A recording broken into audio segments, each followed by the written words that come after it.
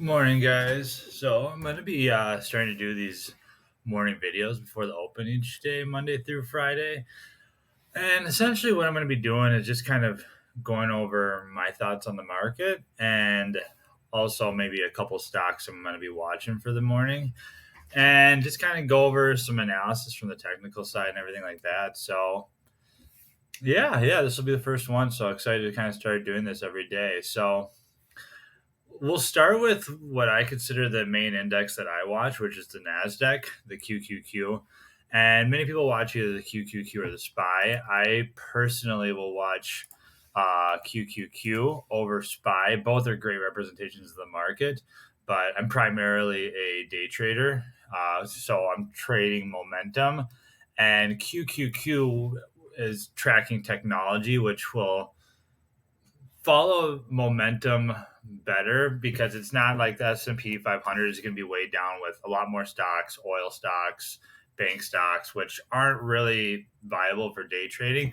So that's why I'll tend to use the QQQ as a better gauge for the type of what I'm looking for. So anyways, yeah, so let's get started here. So I think this morning we got a big gap up after the weekend here. We're gapping up about 2%. So volatility has also been picking up great, which is great for day trading opportunities. Um, for today, though, it kind of puts us in an odd situation because it's extremely bullish, I would say, overall. But it doesn't give the best opportunity for any trades out of the morning, which is my usual window of trading. So let's just take a look at like kind of what we can look at here. So in these type of situations, I kind of look at the bull case scenario, the neutral case scenario, and bearish case scenario, kind of going forward, what to expect. So, bull case scenario is we gap up, maybe pull back, and kind of grind up, and we're back at all time highs. The weekly chart looks great for it. Looks like a weekly bull flag. We set this low, which will mark out and keep in mind for the coming weeks and months, and see if we ever end up breaking that, which would likely lead to weekly and longer term consolidation. Um, I was watching this going into this hourly tiny range. Once we had this area last week of kind of like volatility, I was marking these out, the hourly and levels for a tightening range. When are breaking that now to the upside, so that leads to the bullish case scenario for that. Um, yeah, I think the most likely case scenario is a neutral case scenario, which is where for the next few weeks we probably trade within these range, and that's fine. I think the only thing that changes is that maybe a little bit more selective in the stocks that you pick. When you're running up like this, everything is just going to go up, and it's pretty much easy pickings, like shooting fish in a barrel. You just find a pattern and a pullback, and you take a shot, and most of them are going to work. When you get like this, the bullish scenarios will still work. It doesn't mean it's a time to short, but it means it's more of a time that you want to be more selective on why are you longing different stocks, right? The themes are going to be more important. Your research is going to be more important because not everything's going to be working. Just the best things will be working. So all it just means is a little bit more research and decisiveness in what we're longing. And I think you still keep a bullish mindset. So I think most likely scenario today as we gap up, probably pull back a little bit. There's maybe one long opportunity, and then you just shop around for the rest of the day. It's not a super hot day from the day trading side. Next is we're going to be watching the SMH semiconductor ETF. This is just the most bullish sector in the market, so it's just a good thing to be keeping an eye on and keeping a pulse on as a gauge. A lot of the best day trading stocks, MRVL, Marvel, SNDK, and Nvidia, AMD, Poet, a lot of these stocks are semiconductor related, so it's a great sector to just be keeping an eye on. A little bit more bullish than QQQ. I would still be pretty surprised. We're gapping up, since the lows just a few days ago. We made a 16% move on a measured move basis. We don't go much more than that, like 13% there without a pullback. So I would probably expect, we don't just break this and push higher today. You never know. But I would expect, like I said, personally, I'm going to just be patient and waiting for open, a pull, and look for pullback entries intraday to get long on.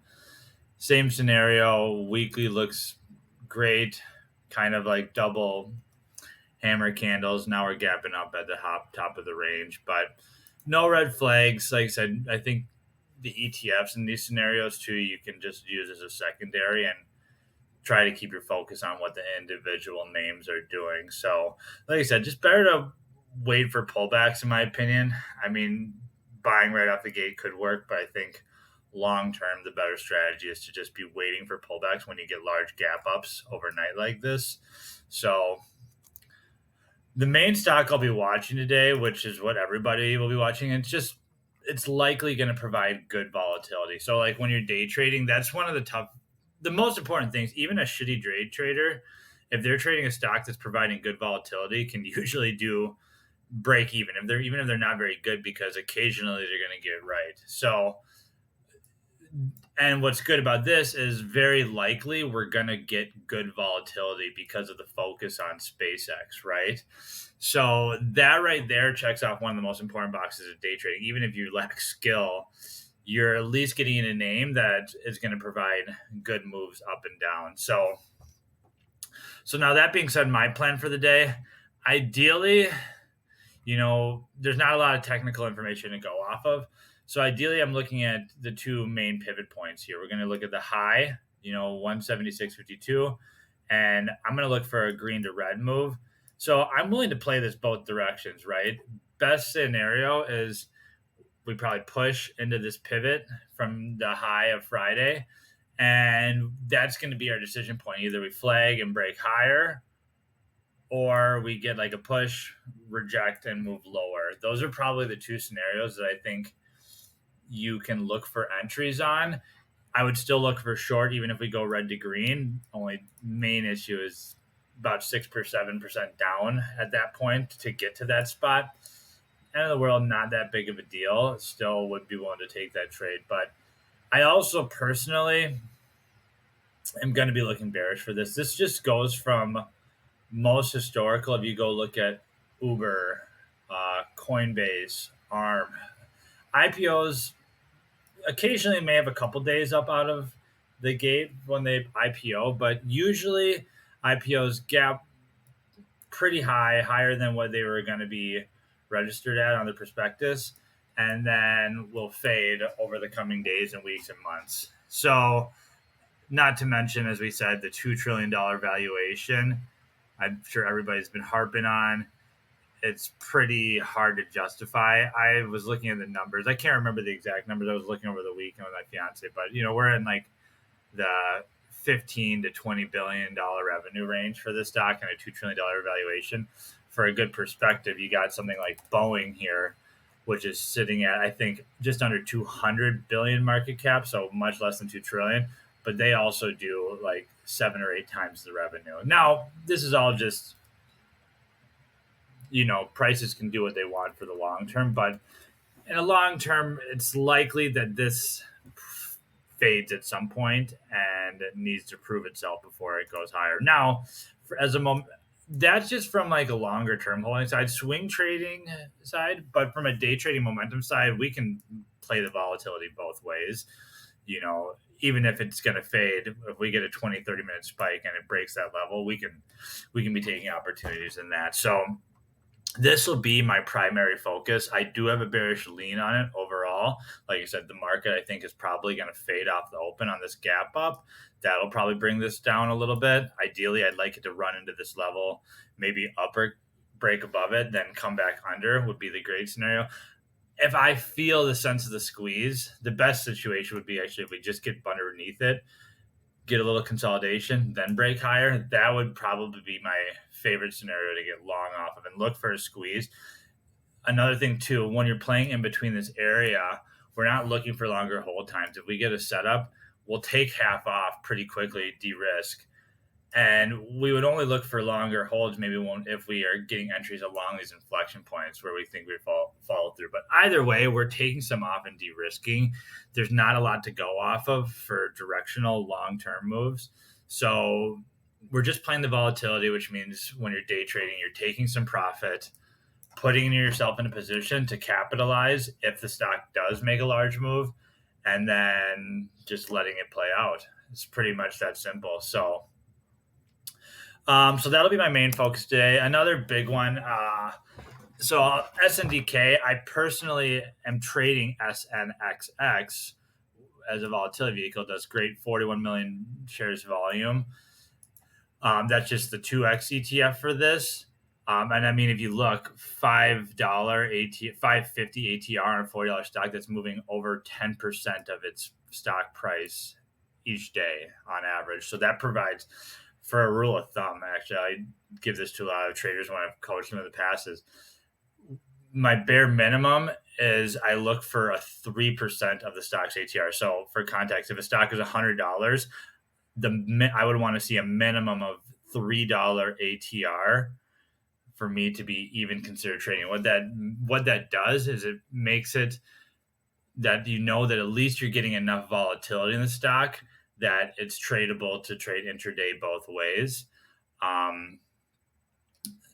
That's a good rule of thumb, and it's a minimum. This is doing, like I said, 550 out of $4. I mean, whatever that is, it's about 13% or something along that ATR percentage.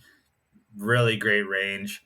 It falls into the category of I would put with the semiconductors and kind of moves along with them. Beautiful uptrend. It can make, this would be the day three. It can make day three moves. It's not crazy to see. It can kind of continue to grind up higher. I would be a little hesitant to just buy this out of the gate. But like I said, this would be one of those names where I'm looking to buy into the pullback, maybe into this range here. And that's where I would look when we're looking at the SMH and the QQQ, looking for a pullback. This would be one of those stocks that I'm kind of looking to buy right out of the gate on those pullbacks, given the range that it has, and also given the relative strength and the uptrend. It's just no red flags. It's a great place to go for that. So on that pullback scenario, that's where I'd be kind of looking at here. The other one too, this is a little bit more of a swing trading setup. It's now, so I'm excited to do these videos because as you guys get to know me, I do see a lot more lessons here of how I like to trade. But what I like to do is when I'm looking for pullbacks here, right? So this stock made a huge move on earnings, broke its IPO highs back here, which is a really bullish sign. Breaking IPO highs is usually a sign, without even reading the fundamentals, that something in the company is going well, because it's now spent multiple years going down, basing, and then without me even knowing what's going on with the business, without reading the financials, you can kind of insinuate that, okay, it's broken over the highs, turning into an uptrend.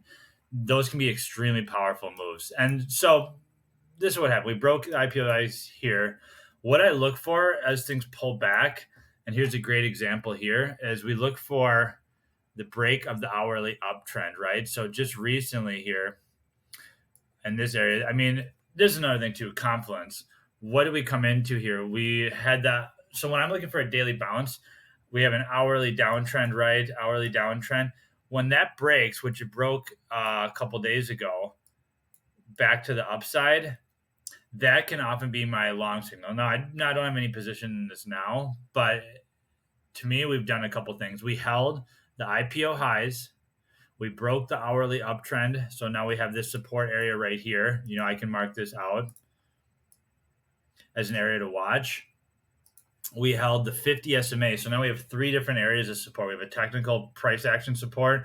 We have a pre-IPO pivot support, or the IPO pivot support. We have the 50 SMA. And what that does is not every trader uses each one of these things, right? But it's good to know there are traders that use all of these things. So now we have multiple people that are going to be watching this and looking at it as support, just providing more buying pressure, because if somebody uses 50 SMA, they're now going to be buying as support. If somebody uses that IPO pivot as support, they're going to be buying. If somebody just wants this price action area, that is. So we kind of have this little flag playing out. We've tightened up a little bit now. The next coming days, we could just pop off and go this morning, but there is a swing entry in here. I believe that if you can kind of get here, put your stop under this area, and same scenario, you just kind of let the stock play out and put yourself in a position to benefit. This would be one of those things where, like I said, the market best case scenario, if it goes in that neutral range, you can kind of look for stocks that are ultra strong like this and look at them for potential swing trades and things like that. So as for the morning here, we got not a ton going on news. There's some more stuff that it's almost unbeneficial to be following the war stuff. It just doesn't really give any benefit on what's going on. So it can just be a little bit of a distraction here. Let's see. Nothing super big on the economic calendar either. Earnings season is pretty much over. Ooh, CGC. This is actually the first stock I ever bought in my life back in 2016. It's just random. But yeah, so nothing going on the economic calendar. SpaceX is the main thing. AMD got an upgrade.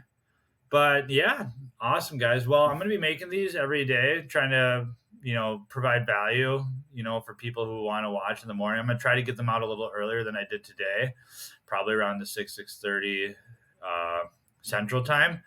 But yeah, feel free to comment if you have any questions here. Otherwise, have a good day of trading.